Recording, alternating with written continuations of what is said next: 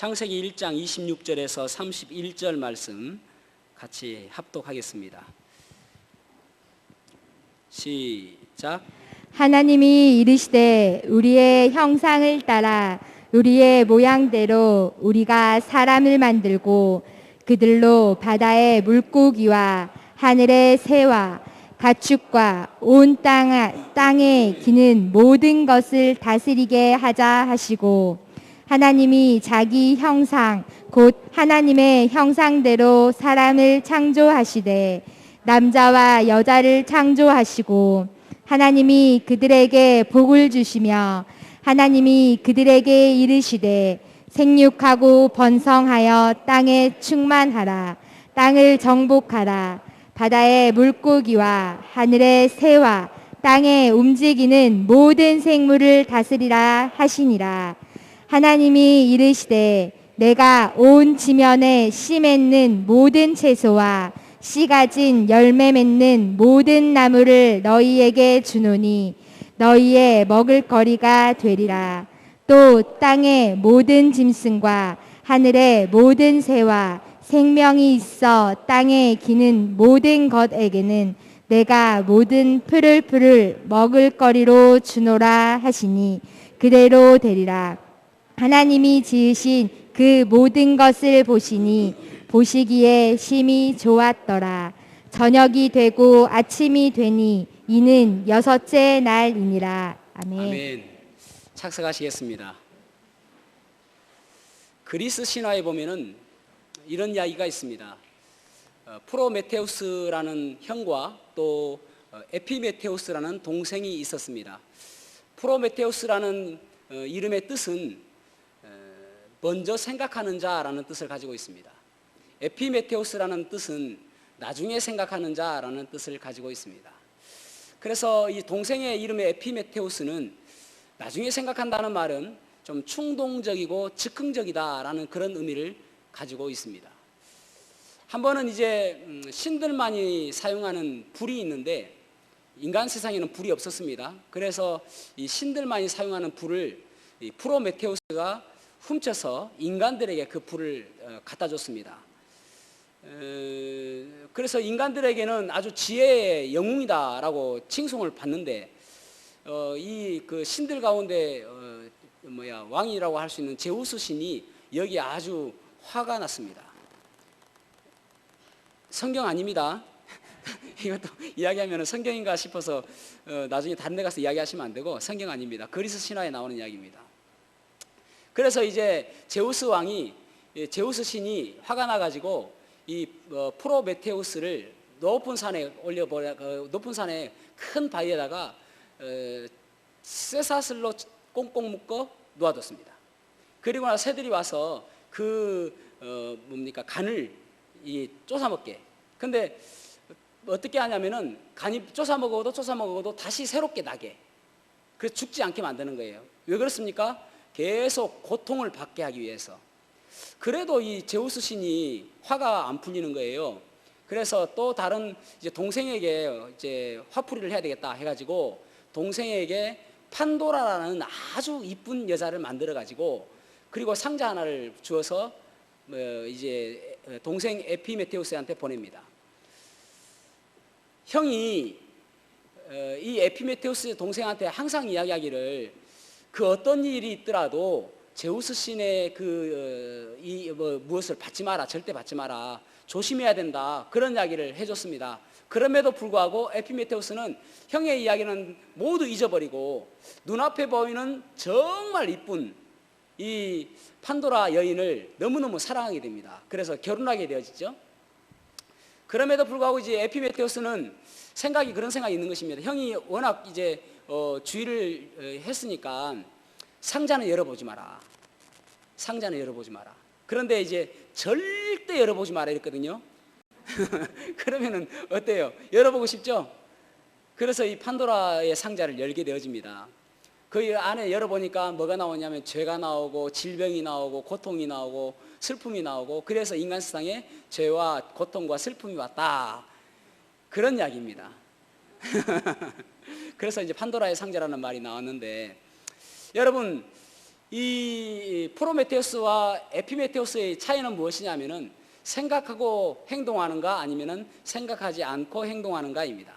예전에 제가 보았던 책 가운데 지금은 그 책의 내용을 하나도 기억은 하지 못하겠습니다. 그런데 그 책 내용이 제목이 무엇이냐면은 생각대로 살지 않으면 사는 대로 생각하게 된다라는 책이에요. 생각대로 살지 않으면 사는 대로 생각하게 된다.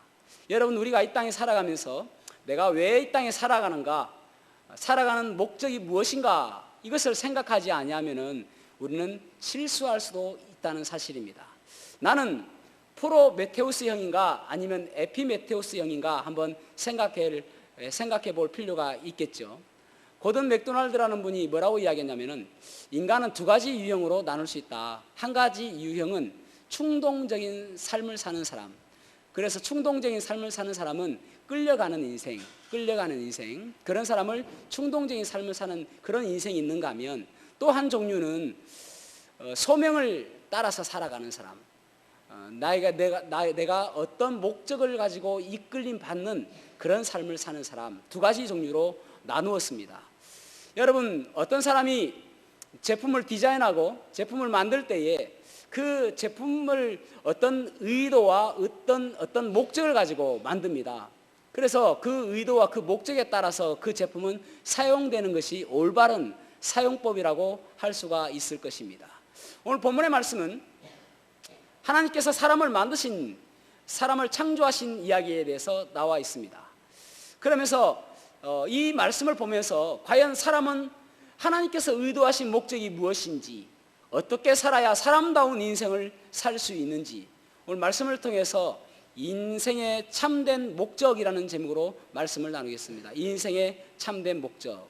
첫 번째로 인생의 참된 목적을 가지고 살기 위해서는 하나님을 예배하는 삶을 살아야 된다라는 것을 알 수 있습니다. 하나님을 예배하는 삶이어야 합니다. 자, 26절 말씀을 한번 읽어보겠습니다. 26절 시작. 우리의 형상을 따라 우리의 모양대로 우리가 사람을 만들고 그들로 바다의 물고기와 하늘의 새와 가축과 온 땅과 땅에 기는 모든 것을 다스리게 하자 하시고. 아멘. 아멘. 사람을 만드셨습니다. 그런데 사람은 어떤 존재로 만들었냐면은 2장 7절에 보면은 흙으로 만드시고 호흡을 불어 넣으셔서 생영이 되게 하셨습니다. 영이 되었단 말입니다. 영. 그러니까 사람은 어떤 존재로 만들었냐면은 영적인 존재로 만들었습니다. 사람의 구성이 어떻게 되어 있느냐면은 영과 혼과 육으로 되어 있습니다. 영과 혼과 육은 어떤 기능을 하냐면은, 육은 세상을 의식하는 그런 기능을 하고, 또 혼은 나 자신을 의식하는 그런 기능을 합니다. 그러니까 예를 들어서 지정의, 그런 것들을 의식하는 기관이라고 할 수가 있는 것이죠. 그 다음에 특이한 것이 영입니다. 영은 하나님을 의식하는, 신을 의식하는 기관이라고 할 수가 있습니다. 그래서 짐승들도 때로는 화를 내고, 때로는 짖기도 하고, 때로는 자기가 좋아하는 것도 표현하지 않습니까? 그럼에도 불구하고 짐승은 영이 없습니다. 왜냐하면 하나님을 의식하는 기관이 없기 때문에 그렇습니다. 그러니까 짐승에게는 육과 혼만 있습니다. 살아 있으니까요. 그러니까 사람과 짐승이 동일하게 있는 것이 무엇이냐면은 육과 혼은 동일하게 있습니다. 그런데 영은 짐승에 없는 것이죠. 그 다음에 영적인 존재가 어떤 것이 영적인 존재냐면은 하나님이 영적인 존재이고, 그리고 천사가 영적인 존재이고, 또 천사가 타락해서 사탄이 되었고, 또 그 졸개가 귀신이 되었는데, 그런 사탄, 귀신, 이런 것들이 영적인 존재입니다. 그러니까 하나님과 우리가 공통적으로 있는 것이 무엇인가? 영입니다. 그렇다면 하나님께서 왜 인간을 영적인 존재로 만드셨다는 것입니다. 여러분, 사람은 금방 말씀드린 것처럼 영과 혼과 육으로 구성되어 있는데, 우리가 참 만족과 참 행복을 누리기 위해서는 이 세 가지가 갖추어져야 됩니다. 그러니까 육적인 것은 무엇이냐면은 우리가 배고플 때에 아주 기분도 나쁘고 좋지 않잖아요. 맛있는 거 먹었을 때는 기분이 좋지 않습니까? 그런 것들은 영적인 만족을 채운 것입니다. 또 어떤 영화나 또 감정적인, 또 지성적인 그런 것들을 했을 때에 내가 만족감이 있지 않습니까? 그런 만족감이 혼과 육의 만족이라고 할 수 있을 것입니다. 그런데 여러분, 이 모든 것들이 다 차 있다 할지라도 영적인 것들이 채워지지 아니하면은 결코 온전한 만족을 누릴 수가 없다는 사실을 기억하셔야 됩니다. 그것이 사람이 영적인 존재라는 그러한 증거입니다. 그렇다면 이 영적인 존재는 어떻게 채워지고 어떻게 되어져야 만족을 누릴 수 있는가? 첫째로는 영은 우리 사람은 태어날 때에 영은 죽어 있습니다. 그러니까 영적으로 죽었다라는 말은 영이 없는 것이 아니라 영이 죽어 있는 것입니다. 사람은 영적인 존재인데, 그런데 영이 다시 살아나기 위해서는 우리가 예수 그리스도를 내 마음의 구주로 믿음으로 인해서 우리가 영적으로 살아나게 되는 것이죠. 그러면서 영적인 이게 영이 살아나면서 이제 내가 영적인 사람이 되어지게 되는 것입니다. 그렇다면은 이 영적인 것은 무엇으로 채워지는가? 하나님과의 교제를 통해서 채워지게 되는 것입니다. 그렇다면은 교제는 어떻게 할 수 있는가? 우리가 기도할 때에 하나님과 교제할 수 있고, 또 큐티나 말씀을 볼 때에 하나님과 교제할 수가 있습니다.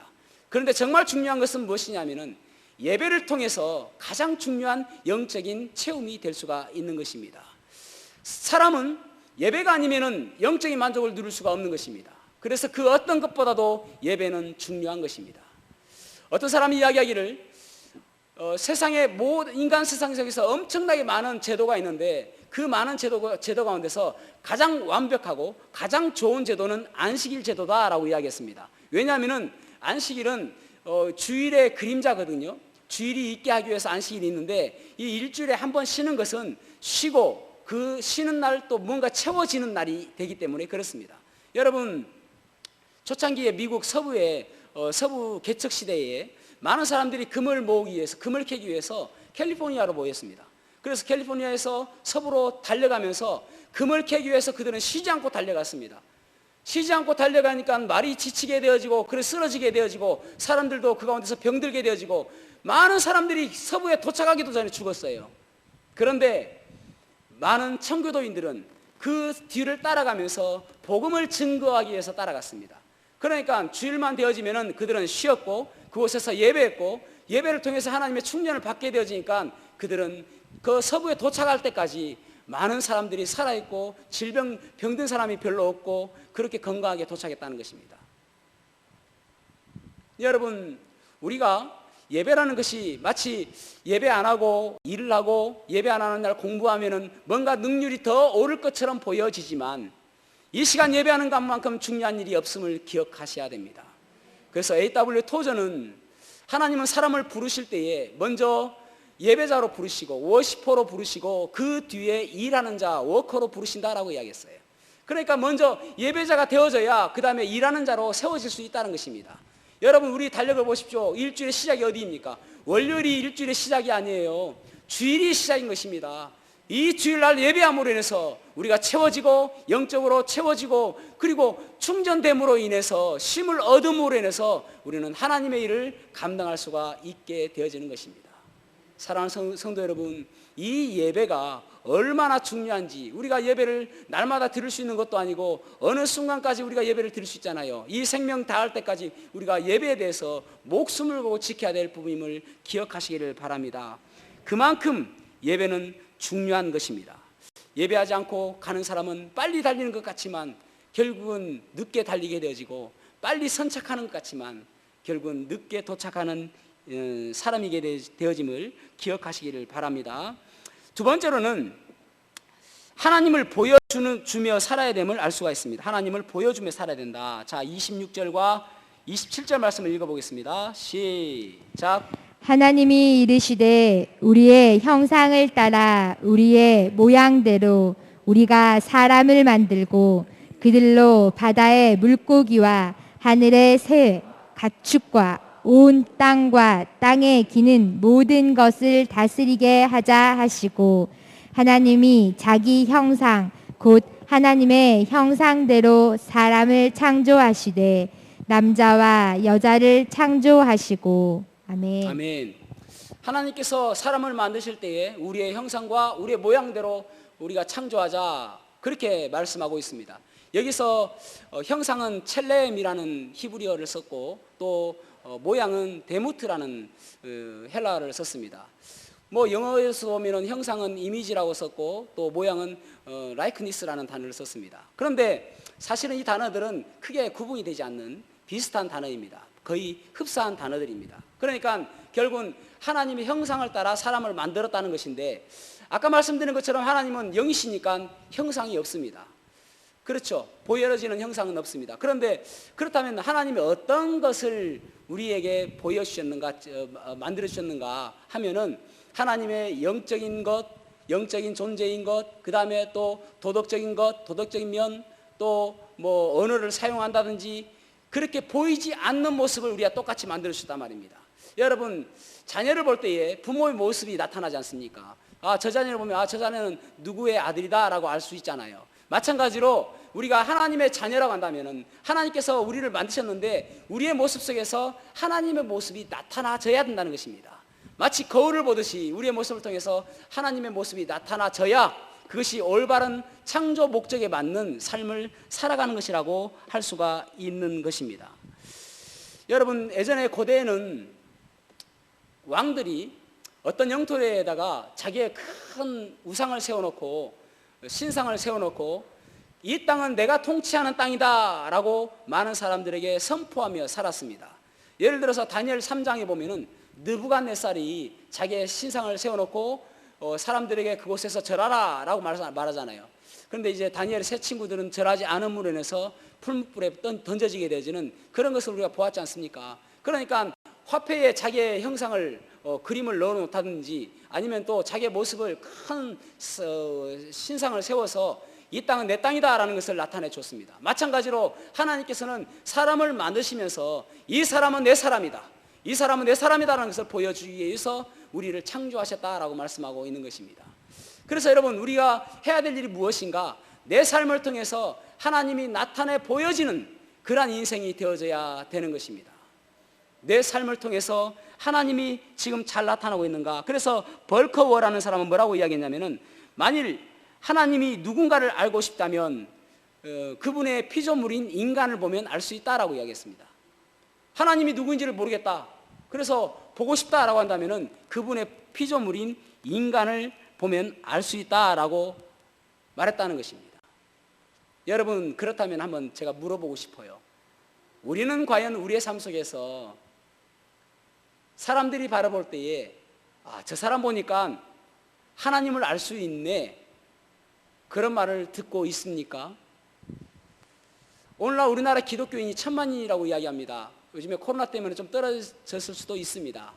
그런데 5천만이 넘는 우리 인구 가운데 1000만이면 약 20%입니다. 좀 작게 잡는다더라도 15%는 넘을 것입니다. 15%에서 20%의 사람들이 기독교인임에도 불구하고 이 나라 얼마나 악해져 있고 얼마나 범죄가 많고 얼마나 타락해 있습니까? 그렇다면 이 나라에 있는 그리스도인들이 정작 예수 그리스도를 나타내 보여줘야 되는데 그렇게 살지 못하고 있기 때문은 아닐까요? 바닷물은 소금의 염도가 2.7%입니다. 그럼에도 불구하고 바닷물은 너무나도 짜고 2.7%밖에 되지 않음에도 불구하고 너무나도 짜고, 그리고 바닷물은 썩지 않습니다. 왜 그렇습니까? 2.7%의 그 소금 농도 때문에 그렇습니다. 15%에서 20%나 되는 기독교인이 있음에도 불구하고 이 세상이 썩어가고 있는 이유는 무엇일까요? 그것은 바로 이 땅에 있는 그리스도인들이 그리스도를 나타내 보이지 못하고 그리스도인다운 삶을 살지 못하기 때문이라고 할 수가 있을 것입니다. 창세기 1장 28절에 보면은, 자, 창세기 1장 28절 말씀 한번 보겠습니다. 시작. 하나님이 그들에게 복을 주시며 하나님이 그들에게 이르시되 생육하고 번성하여 땅에 충만하라. 땅을 정복하라. 바다의 물고기와 하늘의 새와 땅에 움직이는 모든 생물을 다스리라 하시니라. 아멘. 많은 것들을 다스려라, 이것을 한마디로 이야기하면 문화 명령이라고 이야기합니다. 문화 명령. 문화를 따라가지 말고 그것을 다스려라 라고 말씀하고 있는 것입니다. 요한복음 16장 33절에도 보면은 예수님께서 말씀하시기를 나는 내가 세상을 이겼다라고 말씀하세요. 그러면서 너희들도 세상을 이겨라 라고 말씀하십니다. 여러분, 예수님께서는 십자가에 달려 돌아가셨습니다. 너무나도 처참하게, 너무나도 보기에 눈뜨고 보기 어려울 정도로 처참하게 십자가에 달려 돌아가셨습니다. 그런데 예수님께서 십자가에 달려 돌아갔음에도 불구하고 내가 세상을 이겼다라고 말씀하고 있습니다. 이 세상은 무엇을 의미할까요? 이 세상은 눈에 보이는 환경과 눈에 보이는 사람을 의미하지 않습니다. 여러분, 하나님께서는 세상을 창조하지 않으셨습니다. 하나님께서는 땅과 하늘을 창조하셨습니다. 이 세상은 무엇을 의미하는가? 이 땅과 하늘이 죄와 결탁함으로 인하여 악한 거짓과 불법과 음란한 것들이 시스템으로 나타나는 것, 악한 현상, 이런 것들을 세상이라고 이야기하는 것입니다. 그래서 주님께서는 내가 이 세상을 이겼다, 이 악한 세상을 이겼다, 이 불법한 세상을 내가 이겼다, 너희들도 이 불법한 세상을 이겨라 라고 말씀하고 있는 거예요. 따라가지 말고, 이 땅에서 따라가지 말고 거룩한 모습 보여주며 오직 그리스도인다운 삶을 살아라 라고 말씀하고 있는 것입니다. 사랑하는 성도 여러분, 우리가 진짜 이 이야기는 듣지 말아야 돼요. 이 이야기는 너무나도 수치스러워야 합니다. 저 사람 좀 무능하다, 괜찮습니다. 그 이야기는. 아니, 똑똑한 사람 많으니까요. 좀 무능하다는 이야기 괜찮습니다. 저 사람 가난하다, 괜찮습니다. 돈은 있다가도 없고 없다가도 있는 것이니까 괜찮습니다. 저 사람 좀 띨빵하다 해도 괜찮아요. 정말 중요한 것은 무엇이냐면은 저 사람 세상적이다라는 거예요. 아니, 저 교회 목사 세상적이다라는 말입니다. 아니, 저 그리스도인들 세상적이다라는 말입니다. 아니, 저 교회는 세상적이다라는 말, 그 말은 우리가 정말 수치스럽게 생각하고 평생 듣지 말아야 될 이야기인 것입니다. 그런데 세상 사람들은 세상적이다라고 이야기 표현하지 않아요. 그것은 우리 교회에서 표현하는 이야기입니다. 세상적이다라고 이야기하지 않고 저 사람 우리와 똑같다라고 이야기하는 것입니다. 우리와 다를 게 없다, 구별이 되지 않는다, 우리와 똑같은 모습이다라는 것이 우리에게는 수치스러움으로 들려야 되는 것입니다. 여러분, 그것이 세상을 이기는 것이고 그것이 예수 그리스도를 내 삶 속에서 나타나게 되는 것입니다. 어떤 사람은 고민이나 걱정이나 또 스트레스를 푸는 방법이 세상 사람들과 똑같은 것이 있습니다. 어떤 사람은 술을 마신다든지, 또 어떤 사람들은 물론 여러분 그것이 나쁘다는 이야기는 아닙니다. 스포츠를 한다든지 이런 것 나쁘다는 이야기 하는 게 아니에요. 이해를 하고 들어주시면 좋겠습니다. 그것이 문제가 아니라, 여러분, 그리스도인들은 그것으로서 스트레스를 푸는 것이 아니라 기도하고 찬양하고 예배를 드림으로 인해서 스트레스가 풀리고 평안함이 오고 그 모습이 되어져야 되는 것입니다. 그래야 세상 사람들을 볼 때 저 사람은 우리와 다르다라고 이야기하는 거예요. 여러분, 똑같다라고 이야기하면 누가 우리와 똑같은 우리하고 똑같이 예수 그리스도를 믿고자 하겠습니까? 사도행전 16장 30절에 보면은 그 간수가 뭐라고 이야기합니까? 이 바울과 실라 보고 내가 어떻게 하여 구원을 얻겠습니까? 라고 물어보잖아요. 그들이 그 감옥에 갇혀 있으면서도 그들은 낙심하지 않고 찬양하고 기도하고, 그리고 옥문이 열렸음에도 불구하고 그들이 도망가지 않은 걸 바라보니까 저 사람들은 우리와 다르구나라고 생각하는 거예요. 그렇게 할 때에 전도가 되어지고 복음 증거가 되어지는 거 아닙니까, 여러분? 달라야 되는 것입니다. 세상 사람들이 이야기하는 그 언어와 우리가 사용하는 언어가 달라야 됩니다. 때로는 우스갯소리라도 음담패설 하지 말아야 되고, 때로는 우스갯소리라도 욕도 하지 말아야 되고, 좀 더 정숙하고 경건한 모습으로 살아가야 되는 것입니다. 그게 다른 모습이에요. 그럴 때에 저 사람 속에서 그리스도가 나타나 보이는구나 라고 하는 것입니다. 옷도 마찬가지죠. 여러분, 세상 사람들 옷 따라갈 필요 없습니다. 어떤 분들은 이제 여름철이 와가지고 노출이 심한 옷을 입고 다니신 분들도 있습니다. 제가 눈이 나빠도 자꾸 눈이 가서 큰일입니다.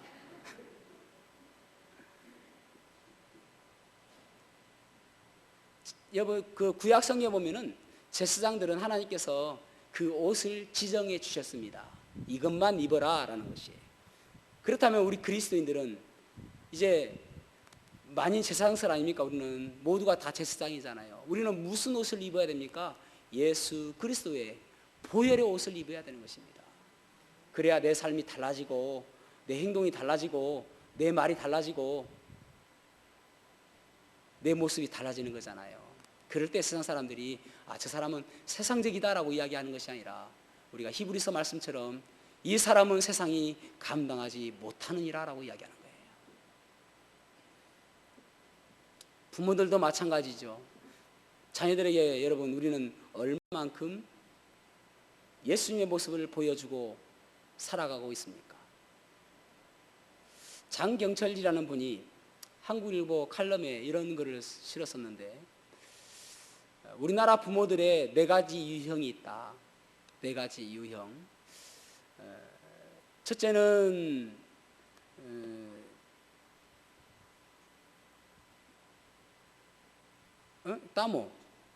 따모는 맨날 따라다니면서 모든 것들을 다 이렇게 챙겨주고 그렇게 하는 부모.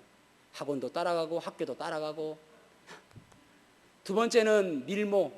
어쨌든지 부모는 어떻게 되든 간에 밀어주려고 하는 부모. 우리나라 부모 그런 부모 많잖아요. 밀모. 그 다음에 세 번째로는 지모. 지켜주는 부모. 한석봉에게 엄마가 너는 떡을 썰어라. 아니지. 너는 글을 써라. 나는 떡을 썰게 하면서 지켜주는 부모. 그런 부모가 있다. 또 4번째 마지막은 주모. 네가 무엇을 하든지 나는 술 퍼먹고 잠이나 자야 되겠다. 주무시는 부모. 주모. 여러분은 어떤 부모입니까? 어떤 부모로 여러분 보여지고 있습니까? 저도 우리의 자녀들이 여기 있으니까 조심스럽습니다. 우리의 자녀들에게 나는 어떻게 비춰지고 있는가. 그런데 여러분, 자녀들은 부모의 등을 보고 자라는 자녀들입니다. 부모가 어떻게 살아가고 있는지 그 등을 보고 커가는 사람들이 자녀들입니다. 그래서 부모의 모습을 통해서 예수 그리스도의 모습을 보여주는 그러한 부모가 되시기를 축복합니다. 그럴 때에 우리의 삶이, 우리의 행동이, 우리의 삶이 주님께서 우리를 창조하신 목적에 반대되지 않고 그 목적에 합한 그러한 삶일 줄로 믿습니다.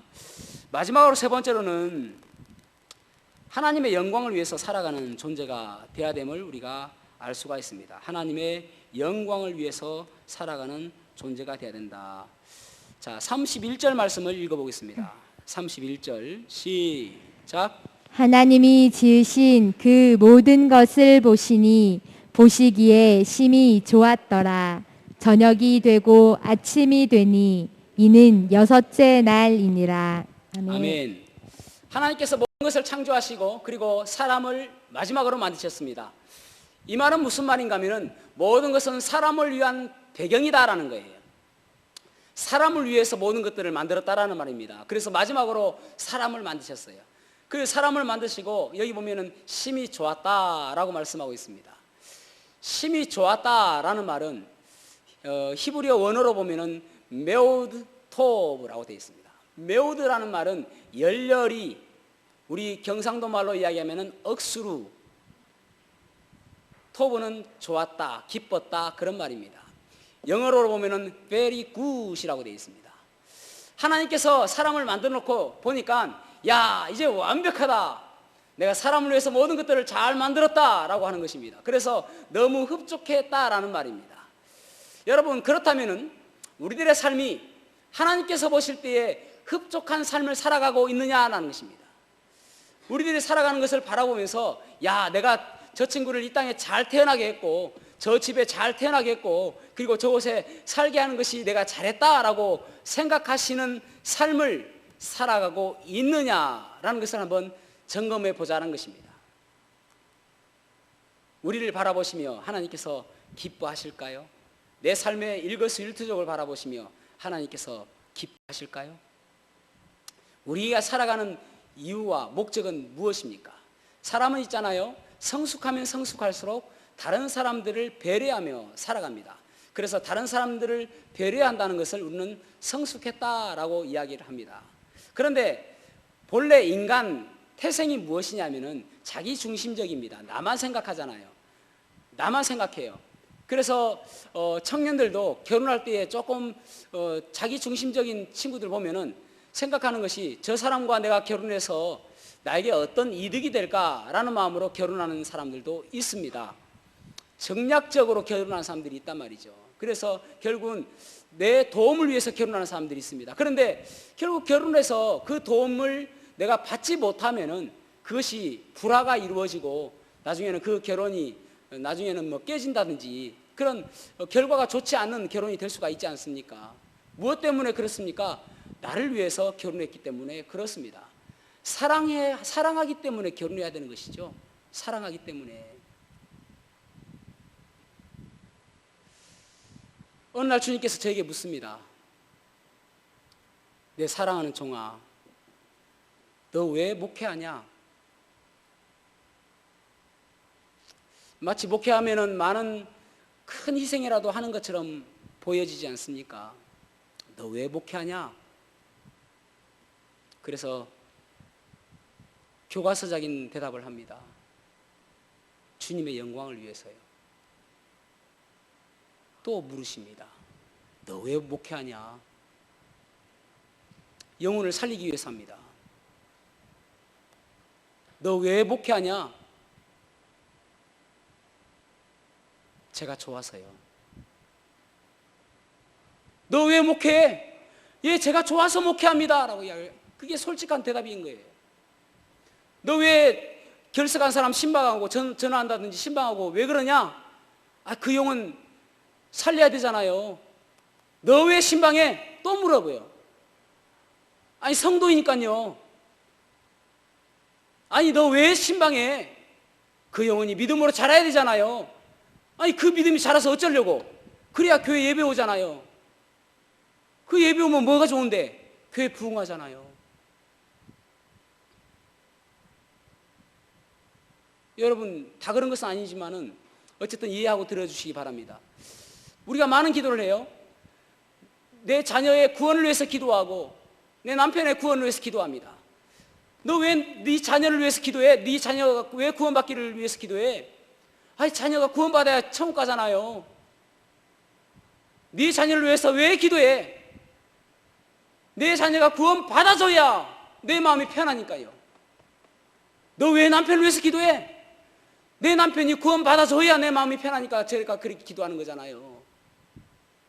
여러분, 잘못됐다는 거 아닙니다, 여러분. 그런데 동기가 중요한 것을 제가 말씀을 드리는 거예요. 물론 잘하고 있는 것입니다. 그럼에도 불구하고 내가 무엇을 위해서 지금 행동하고 있냐는 것입니다. 내가 정말 주님의 기쁨을 위해서, 사실은 주님께서 듣기를 원하시는 것은 무엇이냐면은 너 왜 목회해? 내 주님의 기쁨을 위해서 합니다. 너 왜 기도해? 내 주님의 기쁨을 위해서 합니다. 너 왜 내 자녀를 위해서, 내 자녀 구원받기 위해서 기도해? 내 부모, 예, 주님 기뻐하시기 때문에 하는 것입니다. 내 남편을 위해서 왜 기도해? 내 주님께서 기뻐하시는 일이기 때문에 합니다. 그걸 주님께서는 듣기를 원하시는 것입니다. 여러분, 우리의 삶이, 우리의 믿음이 지금 어떻게 가고 있습니까? 무엇을 하고 있습니까? 주님의 기쁨을 위해서 해야 되는 것입니다. 주님의 기쁨을 위해서 예배하고, 주님의 기쁨을 위해서 기도하고, 주님의 기쁨을 위해서 찬양하고, 주님의 기쁨을 위해서 말을 하고, 주님의 기쁨을 위해서 행동하고, 주님의 기쁨을 위해서 생각하는 그러한 그리스도인이 되어야 되는 것입니다. 그것이 주님의 기쁨을 위해서 해야 하나님의 영광이 나타나게 되기 때문입니다. 사랑하는 성도 여러분, 나는 무엇 때문에 예배를 드리고 나는 무엇 때문에 지금 신앙생활을 하고 있습니까? 혹시 나 때문에, 나를 위해서 하고 있지는 않습니까? 물론 그것도 좋다니까요. 그러나 더 주님께서 원하시는 것은 주님께서 기뻐하시기 때문에 그 일을 감당해야 하는 것입니다.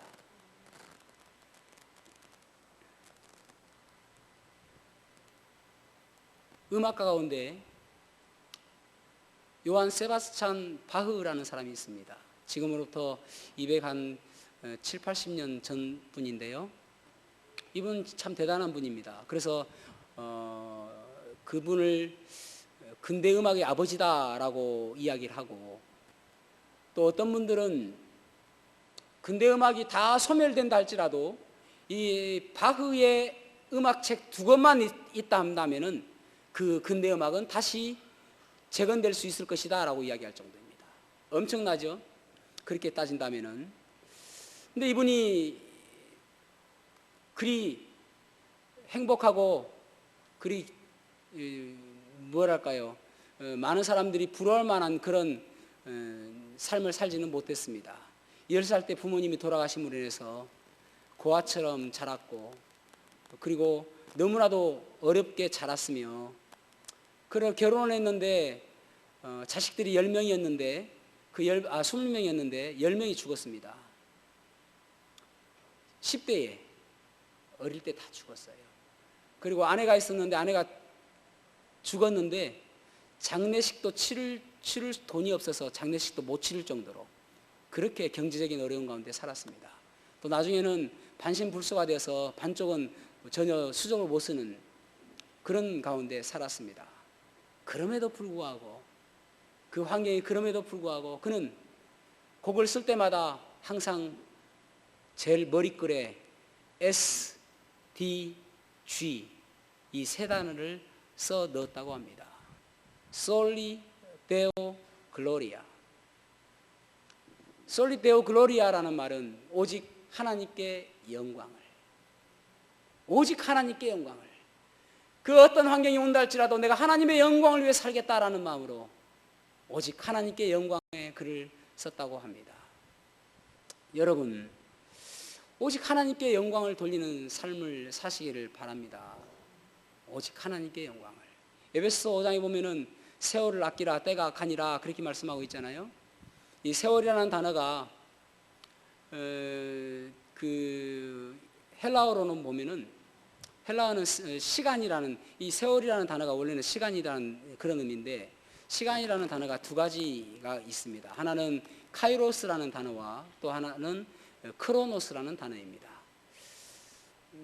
크로노스라는 단어는 흔히 이야기할 때에 연대 그런 의미를 가지고 있습니다. 그저 생각 없이 지나가는 2021년 이런 연대, 이것을 그래서 연대기 할 때도 크로노스라는 단어를 씁니다. 이 크로노스와 반대되는 반대가 아니라 다른 의미를 가지고 있는 카이로스라는 단어는 어떤 시간에, 모든 시간 가운데서 의미 있는 시간들, 다르게 이야기해 볼게요. 어떤 사람에게는 지금의 이 시간이 크로노스의 시간인 사람이 있는가 하면, 어떤 사람에게는 이 시간이 카이로스라는 시간이 되는 사람이 있습니다. 그러니까 어떤 사람은 그저 시간이 지나가는 시간이 있는가 하면, 어떤 사람에게는 이 카이로스라는 시간으로 인해서 나에게 의미 있고 아주 좋은 기억에 남는, 꼭 오랫동안 간직하고 싶은 그런 카이로스의 시간이 있다는 말입니다. 그러니까 똑같은 시간임에도 불구하고 어떤 사람에게는 카이로스의 시간이 있고 어떤 사람에게는 그 시간이 그저 흘러가는 크로노스의 시간이 될 수가 있다는 사실입니다. 여러분, 그런데 주님께서 우리를 만났을 때에, 우리를 평가하실 때는 반드시 이 카이로스라는 시간을 기억하시게 될 것입니다. 내가 많은 시간을 지나갔지만은 그 모든 시간 가운데서 이 카이로스를, 그러니까 세월을 아끼라 때가 악하다라는 말은 시간을 아끼라는 말인데, 모든 시간들을 한 번 한 번 모든 시간마다 의미 있는 시간으로 만들어라. 그저 의미 없이 지나가는 시간이 아니라 하나님께서 기뻐하시는 시간, 하나님께서 영광 받으시는 시간, 항상 의미 있는 시간으로 만들어라. 그런 의미를 담고 있는 것입니다. 사랑하는 성도 여러분, 인간을 창조하신 목적, 그것은 바로 이 시간에 있어서 카이로스라는 시간으로 모든 시간을 채워라라는 그런 의미를 담고 있는 것입니다. 어렵죠. 어려움에도 불구하고 노력하는 것이죠. 그래서 날마다 하나님을 예배하고, 날마다 하나님을 보여주고, 날마다 우리 주님의 기쁨을 위해서 하나님의 영광을 나타내는 그러한 삶을 사시기를 축복합니다. 그럴 때 하나님께서 기억하시는, 칭찬받는 인간의 참된 목적을 가지고 살아가는 삶이 될 줄로 믿습니다. 저와 여러분이 그러한 인생 되시기를, 그러한 축복된 인생 되시기를 주님의 이름으로 축복합니다. 기도하시겠습니다.